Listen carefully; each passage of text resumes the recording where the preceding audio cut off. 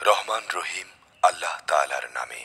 হে নবী, তোমার মহান প্রতিপালকের নামের পবিত্রতা ও মহিমা ঘোষণা করো, যিনি তৈরি করেছেন সকল কিছু, অতঃপর তাকে সুবিন্যস্ত করেছেন।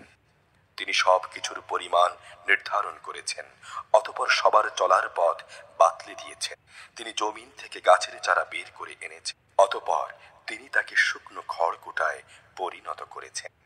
আমি এই ওহী তোমাকে পড়িয়ে দেব, অতঃপর তুমি আর তা ভুলবে না। অবশ্য আল্লাহ তাআলা যদি চান তা ভিন্ন কথা। তিনি প্রকাশ্য বিষয় জানেন, জানেন যা কিছু সে গোপন করে তাও।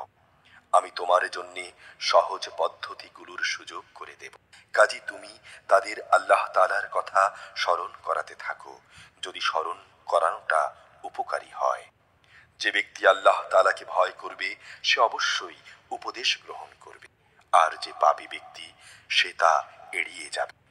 যে ব্যক্তি অচিরেই বিশালকায় এক আগুনে গিয়ে পড়বে, অতঃপর সেখানে সে মরবে না, বাঁচার মতো করে সে বাঁচবেও না।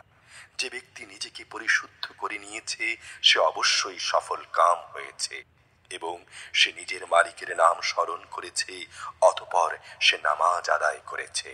কিন্তু তোমরা তো দুনিয়ার জীবনকেই আখিরাতের উপর প্রাধান্য দিয়ে থাকো, অথচ আখিরাতের জীবনই হচ্ছে উৎকৃষ্ট ও স্থায়ী।